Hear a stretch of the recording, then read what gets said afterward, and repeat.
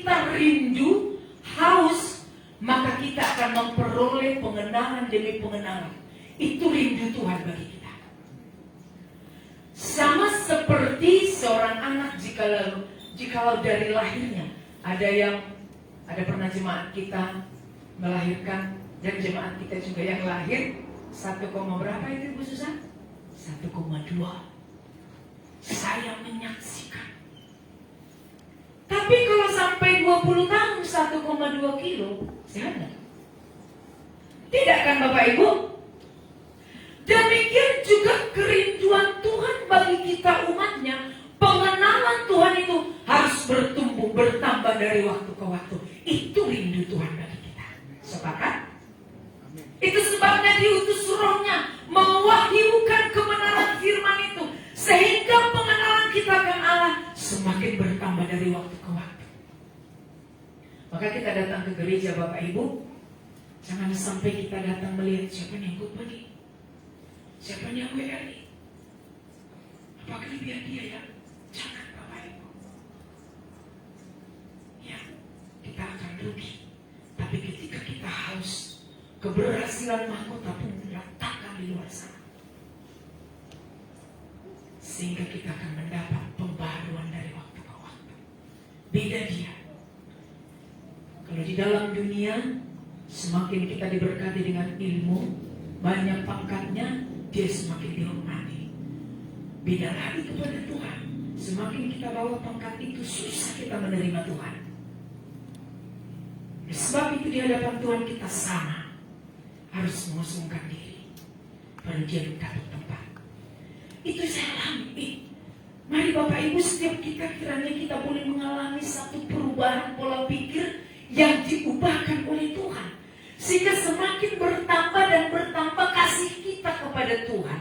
Dulu kita rasa kasih Tuhan semakin bertambah kepada kita, ternyata kita semakin dibukakan. Holok tadi dalam buta bagi Tuhan. Amin. Iya. Iya. Sehingga benarlah. Itu dia. Makanya kita bersyukur ada Roh Allah yang diutus oleh Bapa menerjemahkan, mewahyukan, mengajari kita dari waktu ke waktu. Jangan pernah kita pegang apa yang kita punya. Mau ilmu mau apa, enggak akan bisa. Maka dikatakan orang yang bodoh di dunia sekalipun Tuhan akan pakai. Betul? Ada dalam kitab dikatakan orang yang pintar akan dipakai Tuhan. Bukan tak boleh, tapi ayatnya benar-benar mengatakan orang yang bodoh. Bapak Ibu, saya tidak membodohkan Bapak Ibu, tapi baiklah kita mengalami hati yang haus, lapar. Kenapa dibilang demikian? Kenapa tidak dikatakan kenyang datang ke gereja? Kalau kenyang, gak suka makan. Betul tidak? Itu dia. Itu berarti satu dengan yang lain kebenaran firman itu bertautan. Tergantung Roh Kudus menerjemahkan kapan itu menjadi satu unity dalam hidup kita. Satu dengan yang lain akan menyatu menjadi satu keindahan. Sehingga pengenalan kita akan Tuhan dari waktu ke waktu semakin disempurnakan. Sebab itu kembali kita tadi, bagaimana kita mengalami kematian Kristus. Bapak Ibu, baik kita yang boleh ada di sini, semakin kita merasakan pengertian demi pengertian yang dibukakan. Nah, dulu kita pikir bahwa Paskah itu hari kematian Kristus itu cari telur, ya kan? Telurnya berwarna-warni kan? Pada saat kelahiran Yesus kita baju baru. Kayaknya kematian Yesus gak ada baju baru, ada gak sih? Ada juga lah ya. Saya dibukakan, iya ya. Kenapa kita saat kematian Yesus perjamuan kudus? Sakral ya. Waktu Yesus lahir jarang kita dinata perjamuan kudus, betul? Yang ada syukuran, betul? Bukan tak boleh, tapi Tuhan memberi pengertian bahwa kematian Kristus itu memberikan kita kehidupan, dan Dia hanya satu kali mati, tapi hidup selama-lamanya tidak akan pernah mati. Amen. Itu menjadi kebanggaan bagi kita. Itu sebabnya Dia mau kita alami. Mana? Nah, ya, itu yang Tuhan katakan kepada kita, supaya kita mengalami pembaharuan di dalam Kristus Yesus. Kematian Kristus harus mengubah setiap kita. Amin. Ya. Kita tidak bisa hanya tahu proses kematian Kristus, langkah demi langkahnya. Ketika dibuat mungkin ada adegan, bukan adegan ya, drama kecil, drama kolosal. Ada mungkin kita yang tertawa ketika ada yang lucu, ada yang menangis ketika ada yang sedih. Hafal kita ayatnya, tahu kita kemana. Tapi pertanyaannya, apakah kita sampai di situ Bapak Ibu? Saya dimukakan. Saya rasa kalau kita tahu ayatnya, kita tahu urut-urutannya, kita bangga juga, betul? Kita berani menyaksikan bahwa Allah kami, Allah orang Kristen itu Allah yang mati dan hidup. Tapi lebih bangga lagi jika kita mengalami kebangkitan Kristus di hidup kita. Yesus mati, Yesus bangkit. Dampaknya bagi kita apa? Di mana manusia lama kita harus mengalami kematian sehingga manusia baru kita dibangkitkan. Ini rindu Tuhan bagi kita. Karena kita gambaran Kristus. Tuhan tidak menciptakan kita seperti di Kejadian 1 ayat 28, 26 sampai 8. Kita diciptakan serupa segambar. Tapi juga Tuhan mau kalau Yesus mati, Dia bangkit. Memang kita masih sering dan perlu mengalami kematian daging. Ketika kita disinggung, diproses, sebab ada tujuan Tuhan. Sebab kita akan dijadikan istrinya. Yang kita sudah terima kemarin di Hosea 2 ayat 19. Itu dia. Nah, luar biasa. Mari coba kita lihat. Ya. Coba mari kita lihat di Roma 6. Roma 6. Perikopnya di sana dikatakan. Coba lihat. Roma 6. Mulai dari ayat 1-nya coba. Temanya apa di situ? Itu jelas dikatakan di sana. Ke atasnya. Ada di atasnya kan? Gak bisa ya? Di situ dikatakan yang Alkitab, coba dong. Yang gak bawa Alkitab ke depan. Mati dan bangkit. Tidak ada ditulis di situ hanya bangkit. Diawali dengan mati.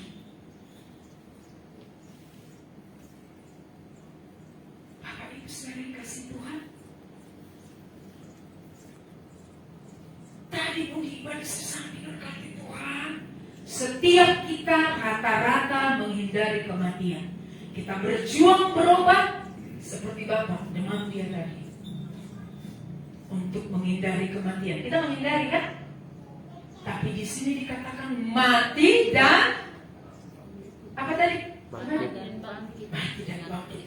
Bapak Ibu, mari kita boleh melihat ini satu jalan-jalan Tuhan yang harus kita jalani. Oleh sebab itu, jikalau kita dibawa kepada kematian daging, ternyata kita tidak lagi menghindar. Mari kita semakin jalani. Kalau Yesus kita mati, masa kita mau membelot? Ya kan? Ada ayat firman Tuhan mengatakan, siapa yang mengikut Kristus, ia wajib sama seperti Kristus. Jadi kalau Yesus mati, benarlah kita juga akan mati. Udah berapa kali kita mati? Hah? Udah banyak ya? Tapi masih setengah mati.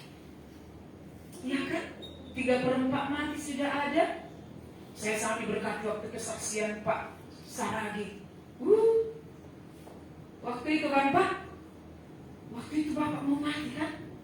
Dan mati nggak dagingnya? Belum. Tapi udah mulai kan Pak? Itu tujuan Tuhan bagi kita. Supaya daging yang penuh dengan perlawanan ini tidak sampai kepada kekekalan dan gak bakalan bisa. Ya. Itu sebabnya dikatakan kalau kita sudah dijemput Tuhan, tubuh kita harus diubah. Gak bisa sampai ini daging ini. Ada sukacita? Amin. Haleluya. Ini penyingkapan dari Roh Kudus bagi kita. Nah, ini panjang Bapak Ibu. Ya, kalau kita boleh saya boleh tadi sampaikan dari ayat 1 sampai ayat yang ke berapa tuh? Ayat yang ke-14 kalau nggak salah tema di Roma 1 itu. Di situ jelas-jelas dikatakan bagaimana kita harus mengalami kematian. Bapak Ibu saudara yang kasih Tuhan, ternyata nggak ada yang mau kita banggakan. Sebentar saja. Tapi dalam waktu yang sebentar ini, Tuhan mau kita boleh mengalami hidup yang diubahkan dari waktu ke waktu. Kita buka ya. Ya, ayat 11. Bapak Ibu, supaya komplit dan semakin sempurna kita baca satu pasal ini. Demikianlah hendaknya kamu memandangnya, bahwa kamu telah mati bagi dosa, tetapi kamu hidup bagi Allah dalam Kristus Yesus. Jadi ketika kita mengalami penganiayaan dalam daging, maksud Tuhan di sana supaya kita mengalami perubahan, mengalami hidup yang diubahkan. Bahkan ketika saya dengar satu hamba Tuhan yang mengatakan, bukan hanya diubah, bukan hanya contoh kita mengalami ditekan, dipres, aniaya, sampai benar-benar mengalami kematian. Itu sebabnya tidak baik setengah mati. Karena memang Alkitabiah juga kan. Apakah Yesus setengah mati? Tidak. Bapak Ibu, kita masih banyak yang setengah mati, seperempat mati, sedikit mati. Dan saya percaya tujuan Tuhan bukan mematikan kita selama-lamanya.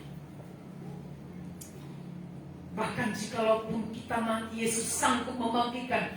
Betul Bapak Ibu, amin? Ya. Sehingga pola pikir kita tentang proses kematian daging semakin mengalami perubahan. Memang gak enak, tidak gampang, ya.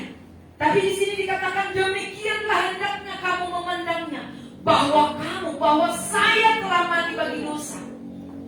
Siap dari sini masih bisa perlawanan terjadi di otak, di pikiran kita, bahkan di ibadah ini pun. Alah, jangan Bapak Ibu, jangan ya. Kita belajar bersama-sama, kita sepakati firman ini. Jangan kita boleh melihat ini sebagai satu hal yang ecek-ecek, tidak. Dikatakan di sini, demikianlah hendaknya kamu memandangnya, bahwa kamu telah mati bagi dosa. Ini Tuhan berkata kepada kita. Tetapi kamu hidup bagi Allah. Ya. Itu yang membuat kita berbahagia, yang membuat kita bersyukur. Bagaimana kita yang dahulu belum mengenal Allah, dari waktu ke waktu, berjalannya waktu, kita semakin dibukakan pengenalan akan Allah, sedikit demi sedikit. Dahulu yang kita sangat membenci, mengumpat, memfitnah, mengalami perubahan. Tidak bisa mengampuni, mengalami perubahan. Itu tujuan Tuhan. Kenapa sampai Tuhan bilang 70 kali 7 tentang mengampuni? Berapa itu 70 kali 7? Padahal kita berkata 1 kali dan dibuatnya, 2 kali, 3 kali, nggak bisa. Betul tidak? Mana ayatnya? Ternyata kita membuat ayat yang baru Bapak Ibu, sehingga sampai orang Batak berkata menunggu di tanah rara. Itu senjata iblis bagi kita. Sebelum kita mati, puji Tuhan kita mendengar firman. Amin. Iya. Kita kira itu kebanggaan, kehebatan, tapi ternyata kebodohan. Karena kita berhasil dibodohi iblis. Benar. Mari bersama-sama, sehingga kita lewati. Kita lewati dari waktu ke waktu, perjuangan demi perjuangan. Sama seperti kita dalam keluarga, banyak nggak cocok. anak kita banyak yang gak ngenak di hati. Gak bisa ganti anak orang lain. Kenapa malah orang lain kadang-kadang kita anggap, udah saya anggap kayak anak sendiri.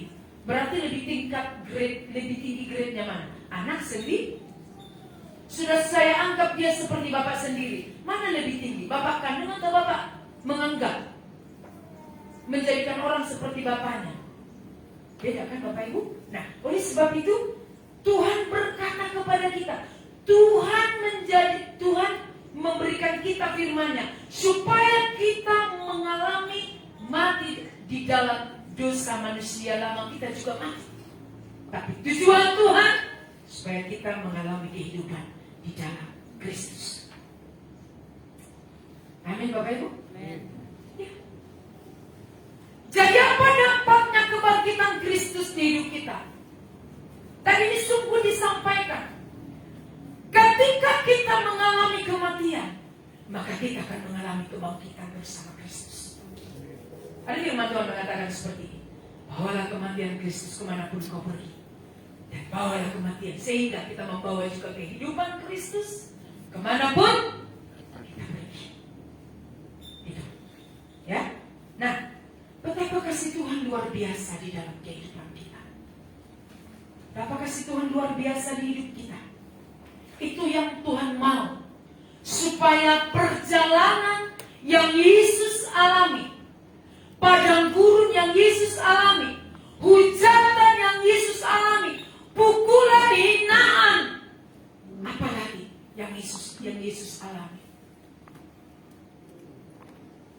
Itu sebabnya kita diizinkan masuk kepada padang gurun, supaya kita belajar menjadi orang-orang yang dibentuk di dalam Tuhan.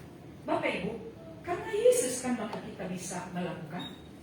Kalau tidak kita kuat, apa susahnya? Tidak perlu dia cari kita berkelahi, kan? Betul Bapak Ibu? Berbuat baik yang perlu belajar. Melakukan kehendak Bapa yang perlu belajar. Melakukan kehendak sendiri tidak perlu belajar. Timbul sendiri kok.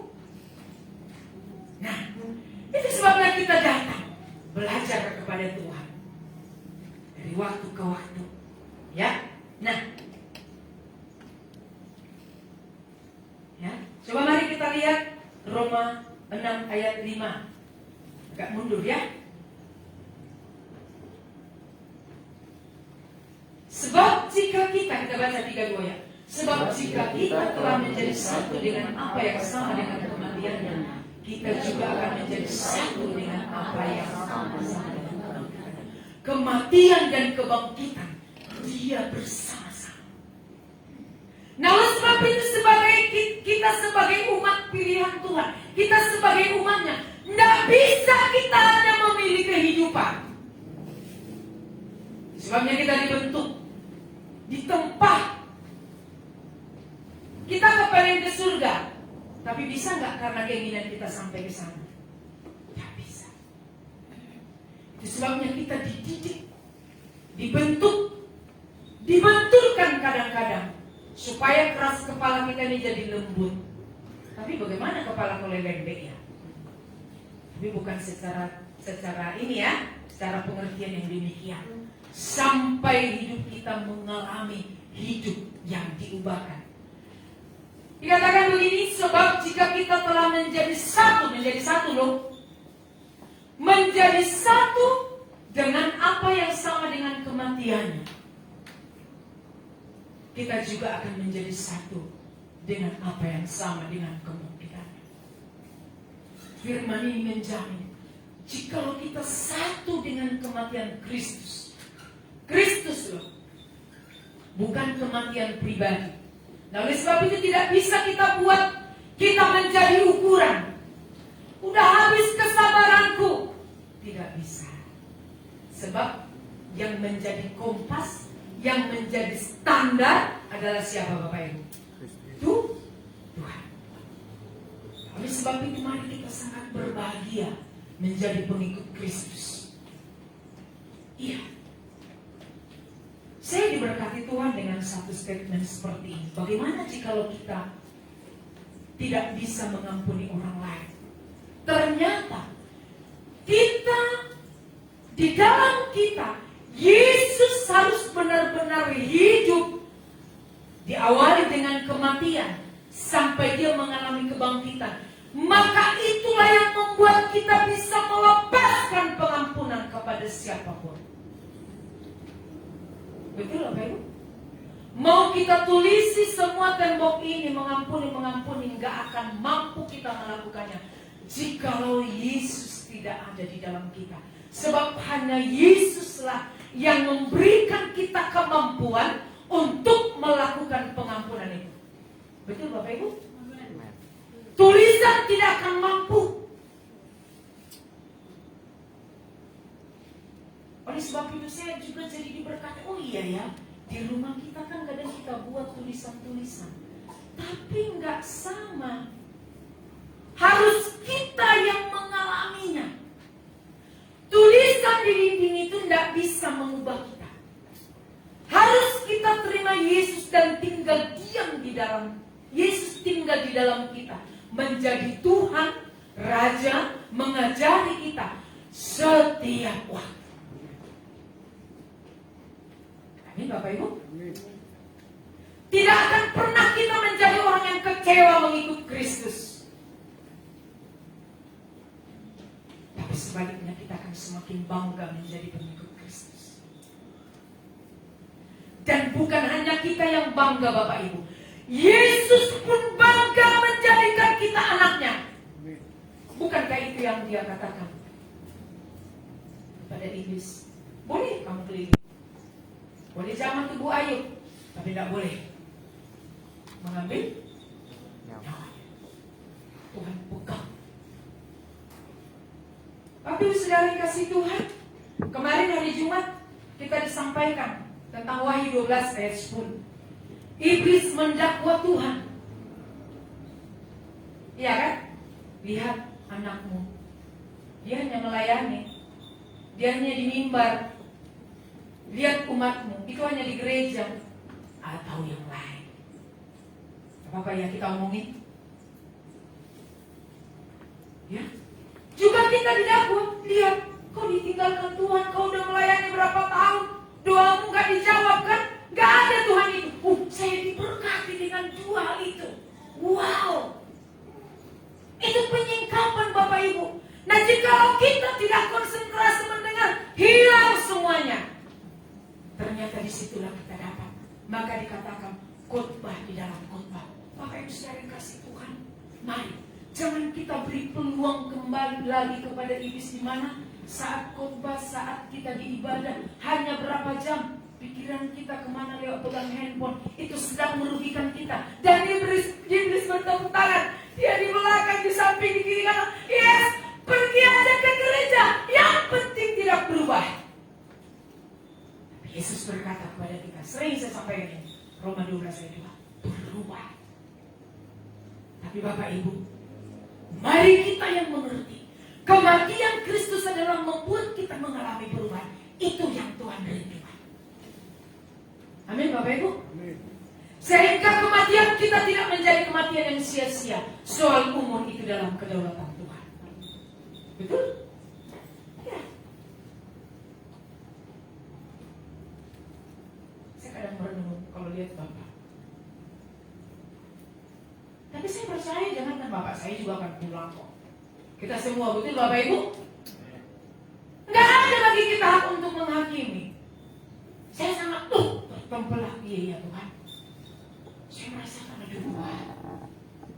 Siapa yang bertempik seorang kalau suami saya meninggal? Hanya iblis. Karena dia kira pemberitaan firman akan berhenti, tapi Tuhan akan bekerja.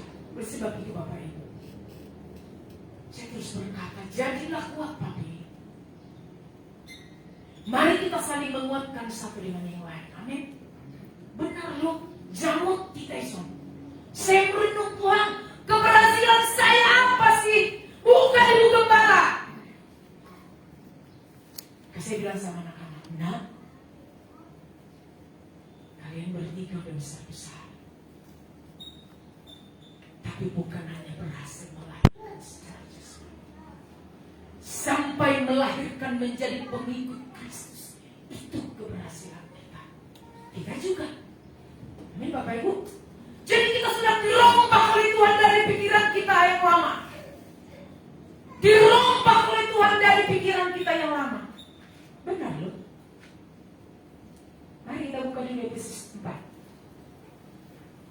Efesus 4 ayat 23 sampai 24.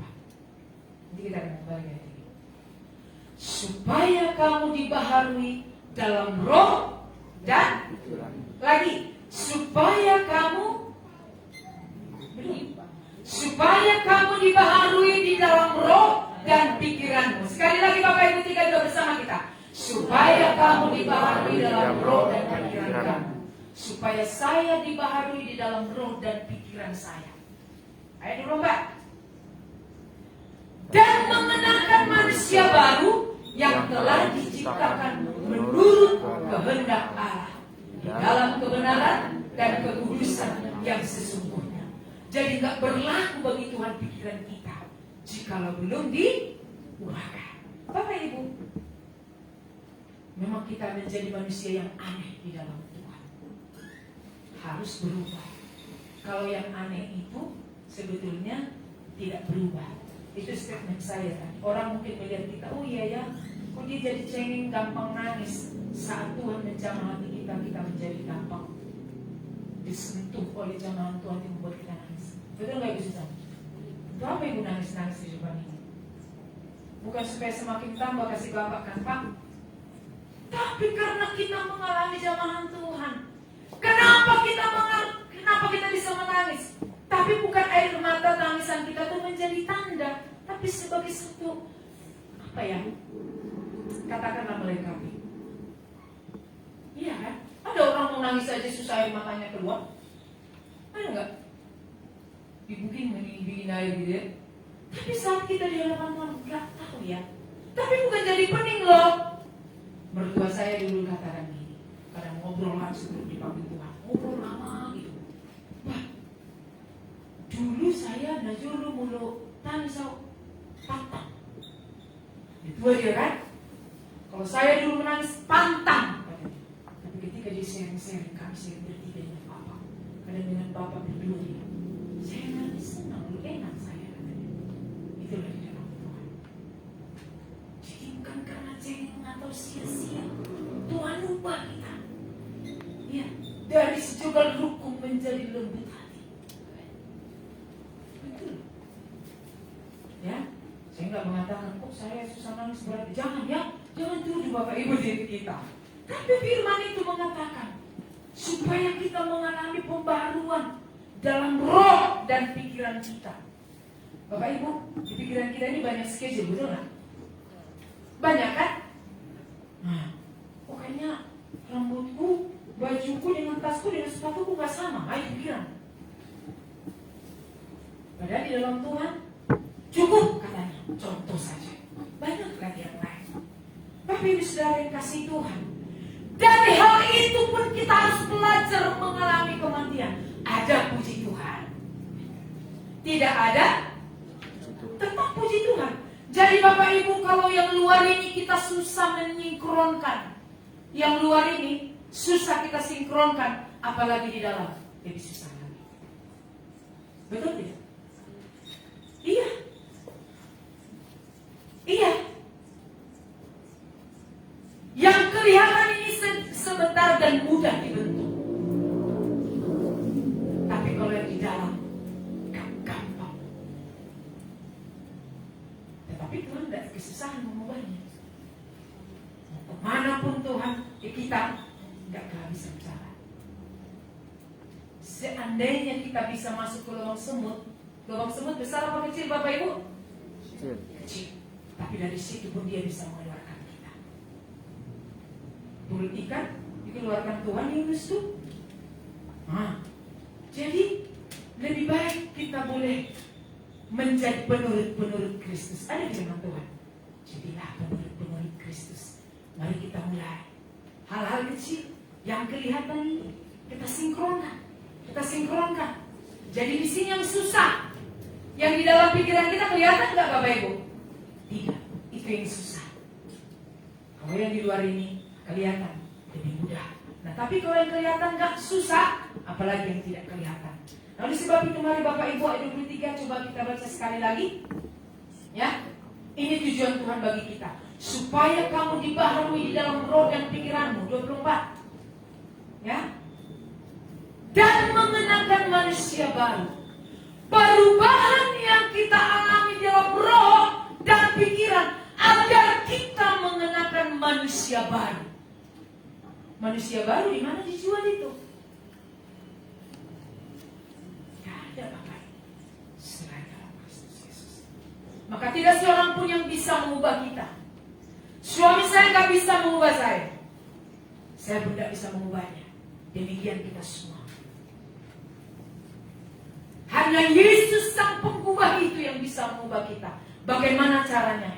Kita hidup dalam Tuhan, kita terima kematiannya, kita mengalami perjumpaan. Nanti itulah yang akan mengubah kita, sehingga kita semakin mengalami kebangkitan Kristus sedikit demi sedikit di hidup kita. Semakin kita tutup hati kita, semakin kita angkuh, semakin jauh perjalanan. Tapi pasti akan jumpa. Tuhan bilang, supaya tidak satu pun di. Jadi jangan kita perpanjang perjalanan kita.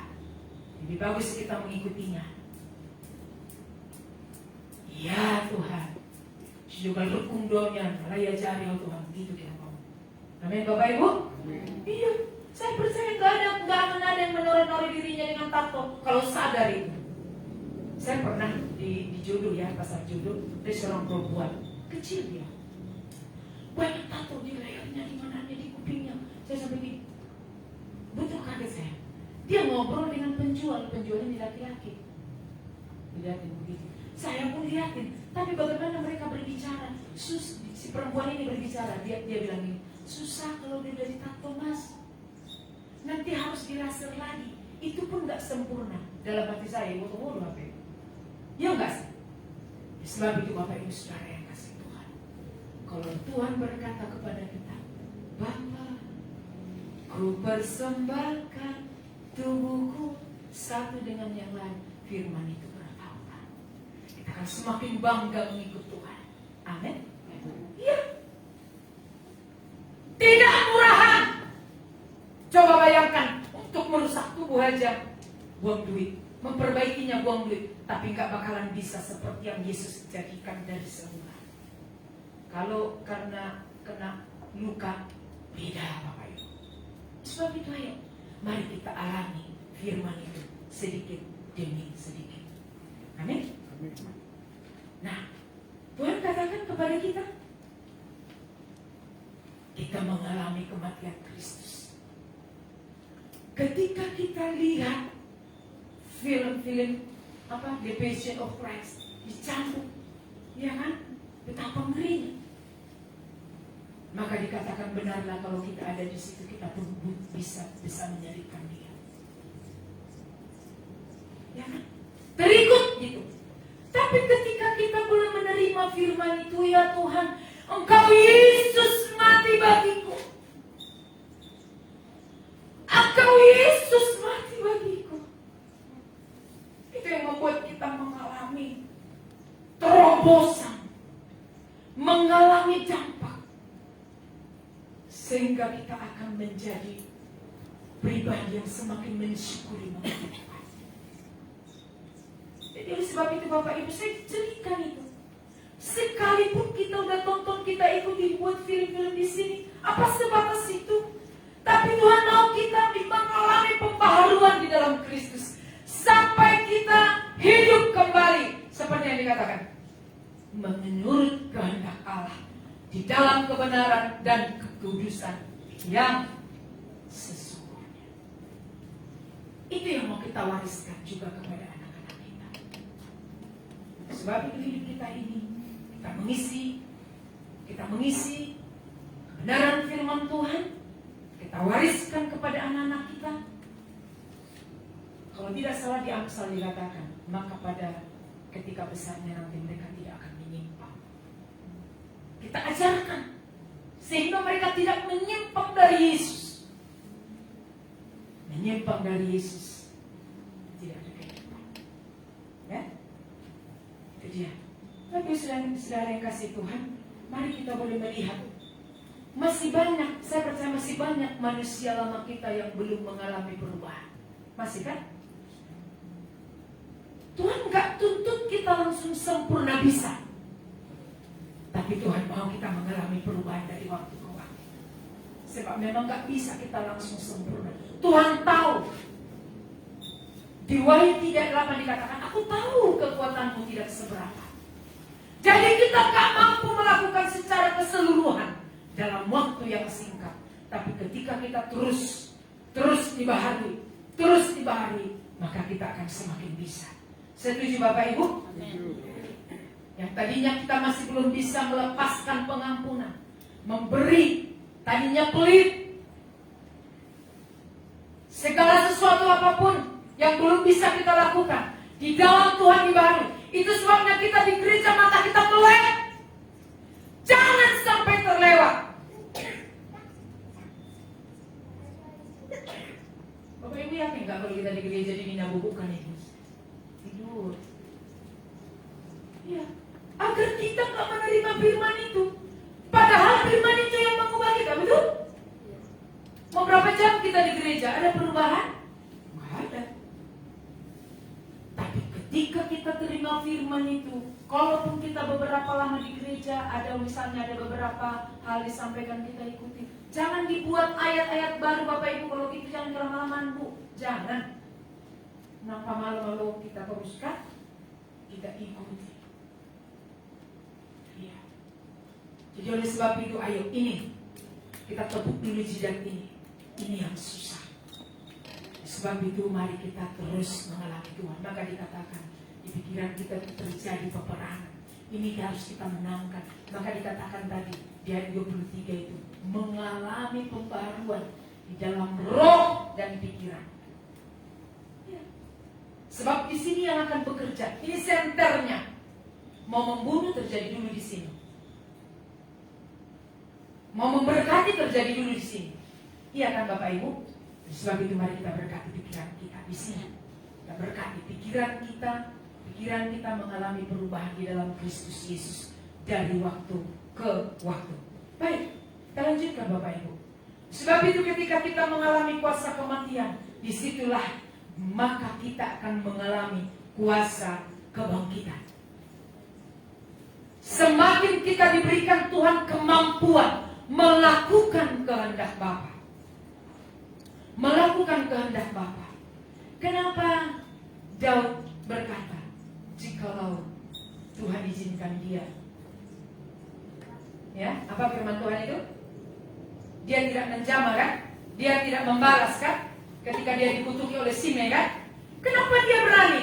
Kenapa dia bisa?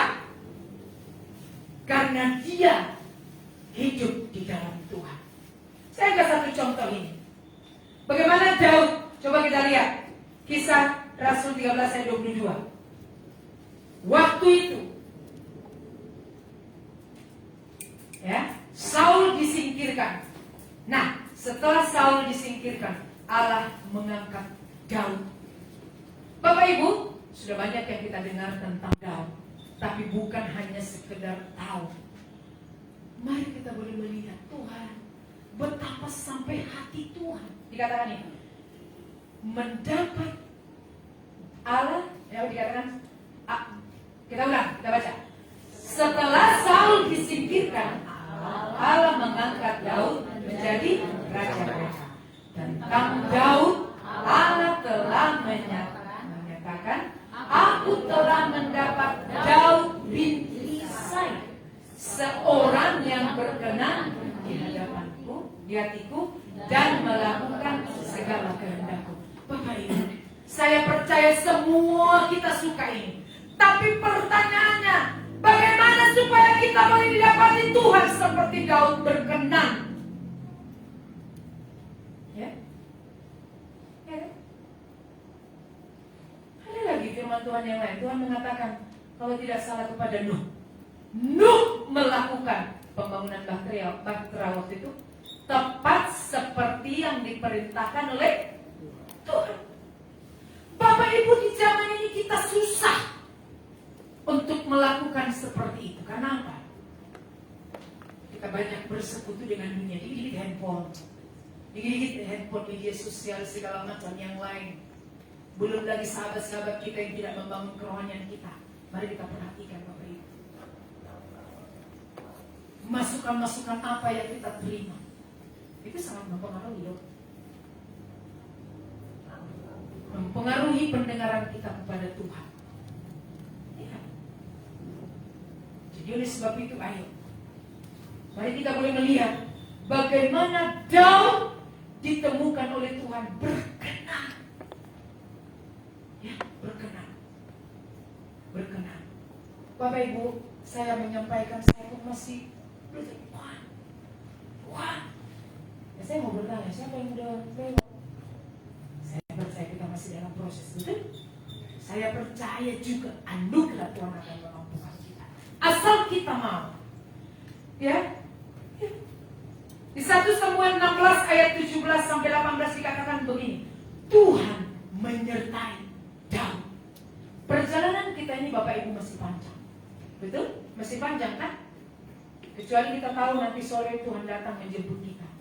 Oleh sebab itu ayo, jikalau Tuhan berikan kesempatan panjang, kita bersyukur.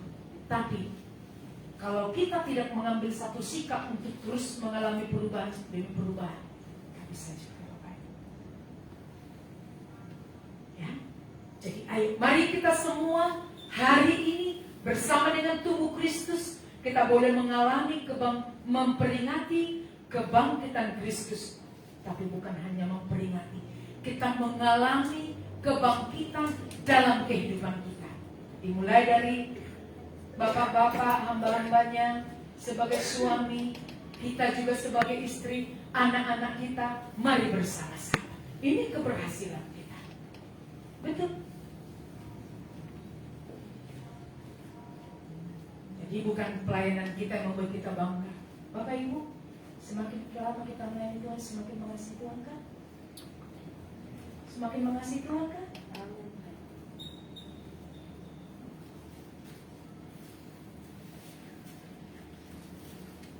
Itu pertanyaan yang dalam Bapak Ibu. Jangan sampai kita terikat hanya dengan pelayanan tapi tidak melayani pribadi Tuhan. Berbeda melayani pekerjaan Tuhan dengan melayani Tuhan. Saat kita melayani Tuhan, maka kita akan bergairah melakukannya dengan mengasihi Tuhan, melayani pekerjaan. Ya, baik juga di rumah. Jadi tidak terlalu bangga kita melayani kalau tidak mengalami perubahan. Iya, betul. Saya percaya kita pelayanan ini belum sampai seperti yang Matius 7 ayat 21 sampai 23, membangkitkan orang mati. Tapi Tuhan sebut pembuat kejahatan. Tapi mari kita bersama-sama, kita mengalami pembaharuan akal budi dari waktu ke waktu. Itu keberhasilan kita. Ayo, ayo, ya, bersama-sama kita bertolong-tolongan. Ya. Kalau bagi kita mungkin anak kita udah besar, nggak boleh lagi ditegasin ya. Kalau di rumah kami tegasin, kasih yang nyata-nyata, jangan tidur di hadirat Tuhan. Belum bisa kita bilang dia udah besar, udah bisa menentukan jalannya sendiri. Sedangkan udah menikah pun masih tetap jalan. Kita orang tua aja diarahkan Tuhan kok. Betul tidak Bapak Ibu? Mana ayatnya kita melepaskan anak berjalan begitu saja? Nggak ada. Itu dia. Jadi kalau dulu kan A ngahok, B ngahok, ribe, bangga kan? Ya. Makanya saya bilang pernah dulu waktu mengampuni, ini agak sedikit tambahan bagaimana kita boleh mengalami hidup yang semakin diubahkan dari waktu ke waktu. Bukan hanya jujur molu yang akan nanti diceritakan anak kita, dibacakan anak kita, tapi anak kita akan bangga menceritakan bahwa kita ada orang tua yang mengenalkan Kristus bagi mereka. Di samping daripada jujur molu tentunya. Amin. Jadi mari kita bersama-sama, Yesus yang ada di dalam kita itu yang membuat kita bisa menerima kekurangan, kebodohan, ketidakbisaan.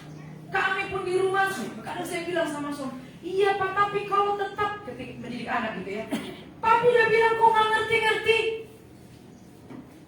Saya bukan membela anak-anak, tapi kalau anak-anak kita ini tetap belum bisa mengerti, mau diapain? Berarti mencari tahu Tuhan.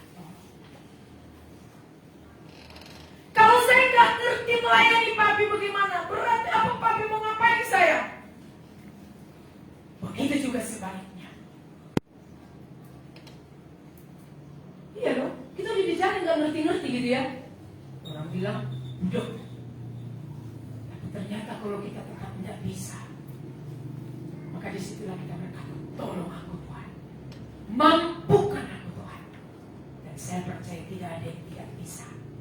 Sebab yang memampukan itu Tuhan sendiri, satu Dia sendiri. Ya, jadi tidak ada di antara kita yang datang saat ibadah kedua yang tidak bisa mengalami kebangkitan Kristus di hidup kita. Sebab roh yang sama, bahkan roh yang membangkitkan Yesus dari maut, Dialah yang membangkitkan kita semua. Mari kita semakin belajar, tidak lagi mendengar firman sekedar. Tidak. Hidup kita semakin bermakna. Maka kita tidak lagi gereja lagi, komsel lagi, latihan lagi. Tidak. Oh, siap. Kenapa sampai Henok itu terangkat Bapak Ibu? Dia ditemui Tuhan, bergaul, berjalan, layak sama seperti hamba-hambanya Daud. Mungkin nama kita, bukan mungkin, nama kita tidak lagi dicatat di Alkitab, betul? Karena tidak mungkin lagi ditambahin, betul? Tapi jikalau kita boleh ditemukan Tuhan sama seperti Daud, Nuh, siapa lagi? Henok, bahkan Yesus sendiri, Tuhan berkata, kepadamu lah aku berkenan. Itu Bapak Ibu. Sehingga kita nggak lagi mood gereja, lagi mood memberi, lagi mood datang, lagi enggak. Itu dulu. Katakan dulu Bapak Ibu. Dulu. Di rumah juga nggak gitu lagi. Oh, di rumah masih ada begitu Bapak Ibu. Anak-anak kami, Bapak ya, izin kami sampaikan. Siapa yang pimpin doa? Cium terus. Cium lagi kemarin. Ada nggak gitu Bapak Ibu? Saya langsung ngomong keluar ayatnya. Kamu berlaku nggak kemarin? Enggak, maksudnya supaya memberikan kamu lagi. Kenapa Bapak Ibu? Guyon masih tetap ada. Yang terpenting anak-anak kita menangkap maknanya. Amin. Soalnya anak-anak kita juga harus bergaul. Yesus juga bergaul bagi kita. Mana? Ada ikan bakar katanya. Itu enggak ditanya. Dendeng? Ya kan? Nah, Yesus itu Dia sahabat kita. Itu sebabnya Dia mau. Engkau tidak lagi kusebut hamba, tapi aku menyebutmu sahabat. Aku menyebutmu sahabat. Wah, kalau yang besar mah disebut sahabat Tuhan. Enaknya. Iya kan? Tapi agak lucu-lucu ini. Tadi saya akan sampaikan sedikit dulu ini. Bapak di sana, ibu di sini. Bapak di sana, ibu bapak di sini, ibu di sana. Dulu waktu pacaran asik sekalipun badai terjang terus. Gas. Kata Amsal. Oke ya, biar tetap bersuka cita. Baik. Ya kan? Haleluya. Hanya Yesus yang boleh ada di tengah-tengah. Nah, jadi mari kita boleh melihat bagaimana perjalanan kita di dalam Tuhan. Ya? Berjalan di dalam Tuhan. Apa yang Tuhan peringatkan bagi kita, bagi Bapak Ibu, mulai kita benahi sedikit demi sedikit, sehingga kita mengalami perubahan. Bapak Ibu tahu kan? Jikalau kita tidak berubah, Tuhan yang rugi. Jangan kita anggap kita bangga. Jangan. Aku memang udah begini dari dulu. Ibu mau apa? Udah nikmatilah ketidakperubahanmu. Iya gak sih? Tapi ketika kita tidak berubah, Yesus yang rugi. Saat Yesus yang rugi, siap-siap kita. Maka jangan sampai kita merugikan Tuhan. Ya, kita harus menjadi berkat. Itu perintah Tuhan kan? Iya. Jadi supaya kita boleh melihat bagaimana kasih Tuhan. Ada pendisiplinan. Nah, Pak Saragi masih senyum-senyum dia melihat kasih Tuhan dalam hidupnya. Kita coba tersenyum semua. Kita bangga menjadi pengikut Kristus. Ada pembaruan akal budi di hidup kita. Jangan kita pertahankan apapun. Gak ada hak kita. Ya, nanti lucu lagi kalau saya bilang, au hak biau, ngeri kan? Ayo, yang lama-lama jangan kita buat lagi. Kadang-kadang orang Batak ini pamalehu. Kalau saya ke gereja, bentuk gereja banyak sekali statementnya. Ya kan Pak? Namun saya bangga menjadi orang Batak yang dipakai.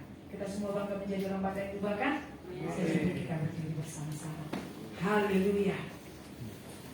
Terima kasih Tuhan.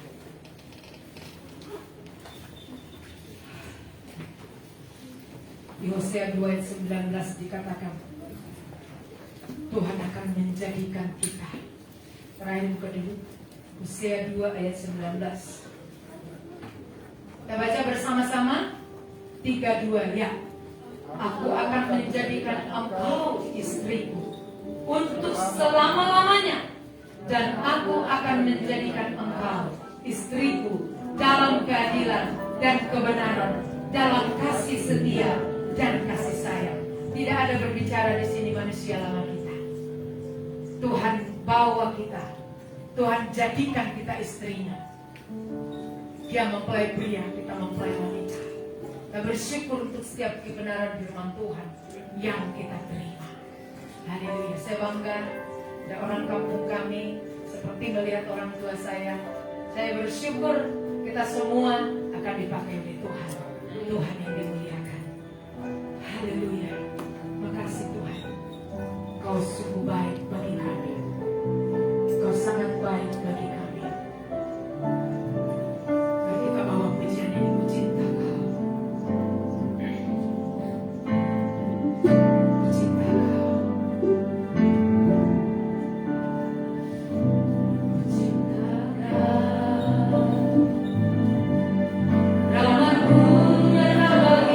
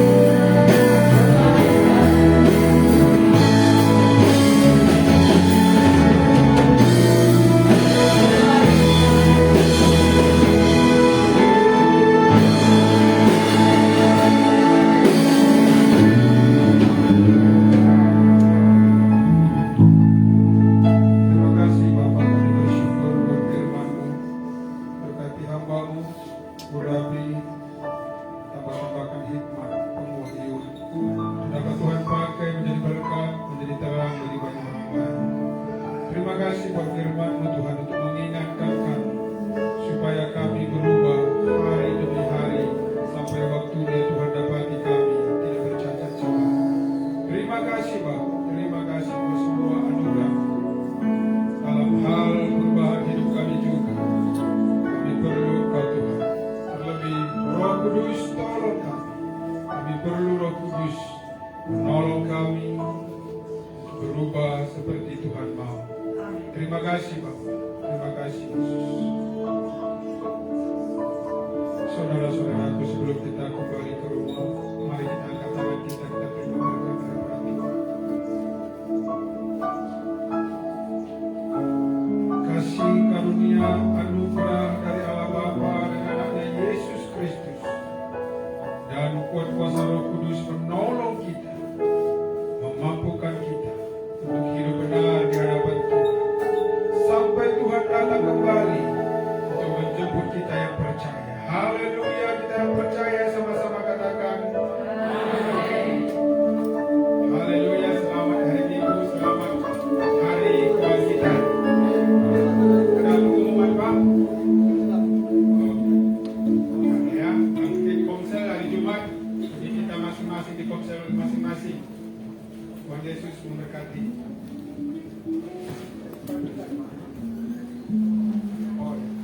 Persembahan misi ke depan dan persembahan biasa pembangunan dan